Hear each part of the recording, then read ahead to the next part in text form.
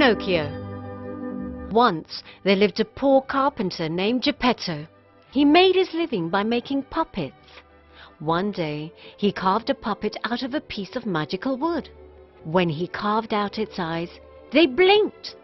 Geppetto was shocked but continued carving. Suddenly the wood squealed. Ouch!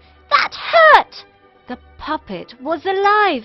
Geppetto named the puppet Pinocchio. Pinocchio was a very naughty puppet, and like others, he too wanted to go to school. Geppetto sold his coat and sent him to school. On the way to school, Pinocchio stopped at a puppet show. He wanted to participate in the show, and so he jumped onto the stage and started dancing with the puppets. The people enjoyed his tricks very much. The puppet master Giovanni was happy with Pinocchio's work and gave him 5 gold coins. "I will give these coins to Geppetto and be a good boy from now on," thought Pinocchio. Happily, Pinocchio decided to go back home.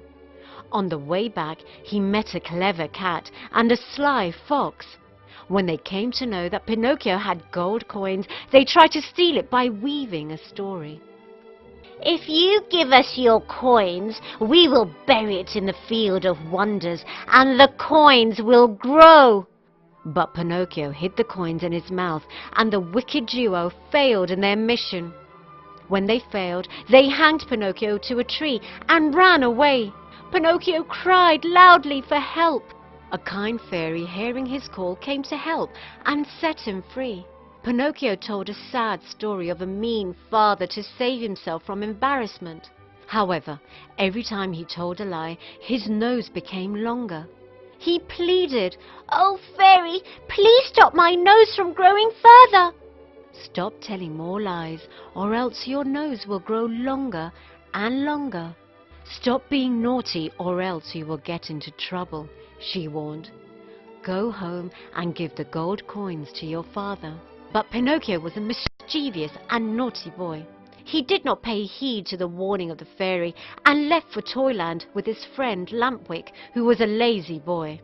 One morning, Pinocchio and Lampwick realized that they had turned into donkeys. The Wizard of Toyland sold Pinocchio to a circus. One day, as he was jumping through the hoop in the circus, he stumbled and became lame. The circus owner called the stable boy. "A lame donkey is of no use to me. Take it to the market and get rid of it." But nobody wanted to buy a useless donkey. Then along came another man who wanted to make drum for his skin. Pinocchio's new owner tied a large stone to his neck and pushed him into the sea. Clutching the end of the rope, the man sat down to wait for Pinocchio to drown. Pinocchio called on a fairy to help him. A fairy heard Pinocchio's call and sent a school of fish. They ate away all the donkey flesh, leaving the wooden Pinocchio. Pinocchio swam happily, but his adventures were far from over. Out of the water, behind him loomed a shark with huge teeth. Pinocchio tried to swim away as fast as he could, but the shark swallowed him. When Pinocchio came to his senses, he was in darkness. Suddenly, he saw a dim light, and he walked towards it. It was Geppetto with a candle. "Father, is it really you?" They hugged each other. "I was looking for you everywhere. When I couldn't find you on dry land, I made a boat to search for you on the sea, but this shark ate me." Pinocchio felt sorry for whatever he had been doing. He said sorry to his father and promised to be a good boy forever. Next, they thought of a plan to get out of the shark's stomach. The father and son duo climbed up the shark's stomach using a candle to light their way. The shark happened to sleep with its mouth open, so they quietly hurried out while it was napping. Pinocchio and Geppetto reached home safely.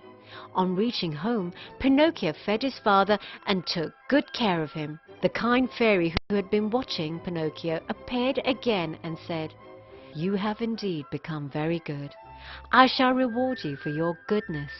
When Pinocchio looked into the mirror the next morning, he found he had turned into a real boy. Geppetto hugged him happily. "I have turned into a real boy?" the boy asked, surprised.